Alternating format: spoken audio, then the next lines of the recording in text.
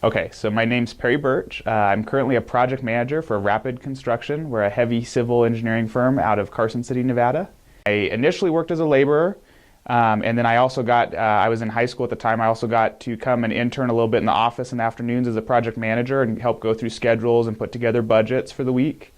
And that's where I was given the opportunity to become a foreman for one of the crews, because I volunteered for that position.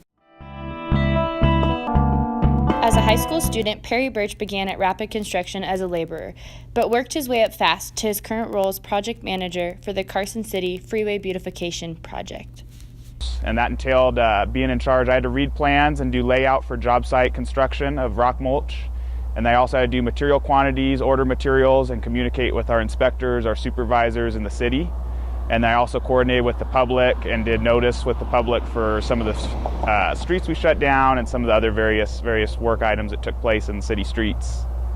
And then beyond that, let me think. After the completion of the project, I did some of the project management for the installation of like warranty plants. All the plants that died during our warranty phase had to be replaced under warranty.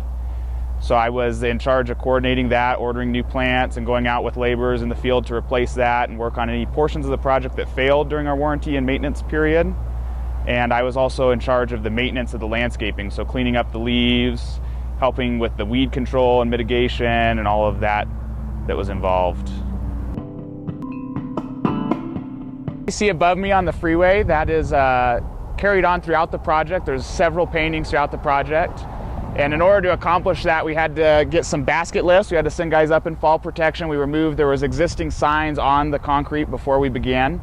Those were removed, and then we used a sandblasting agency to sandblast that impression into the concrete. We did the same thing at all the other spots.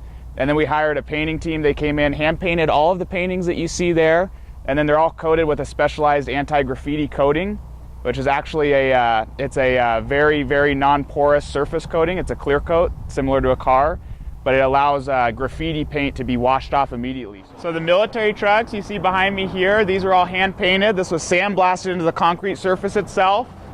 And then these were hand painted by a team of painters that we subcontracted with.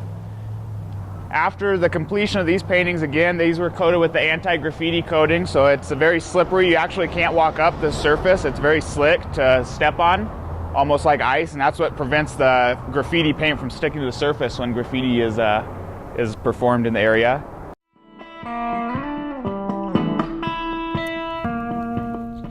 But Burch wasn't just concerned about graffiti on the project. He also struggled with being one of the youngest employees in Rapid Construction history. While only 22 years old and still an engineering student at UNR, Burch holds an impressive leadership role in the company. My age created a lot of interesting aspects. The company's owned by my parents in part. They're one of the three owners in the company. And so I was given a lot of opportunities that obviously not everyone's given out those opportunities in high school to have a leadership role in a company. And so that created a lot of issues for me, right? So I was always trying to prove that I deserved the position I had in the company. And so I'd get here what was our schedule? I think we worked 8 to 4:30 on that project. And I'd get here into Carson around 7:15 in the morning. I'd be in the yard getting trucks ready, getting crews ready, loading equipment. And then we'd start work at 8, and I'd come back to the office after we got off of work at 4:30, and I'd be in the office with the owners doing scheduling and project management tasks until 5:30 or 6 every night.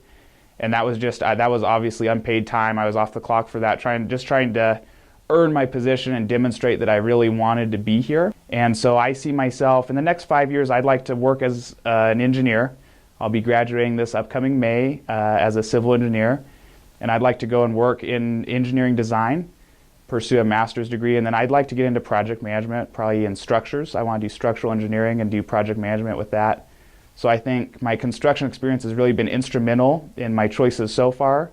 And I think in comparison to some of my classmates, it'll really allow me to have a greater understanding of the field that I'm in and the way to move forward with that. I feel that I've earned my position at the company, I've earned my position here, and I do everything I can every day to try and prove that to everyone involved.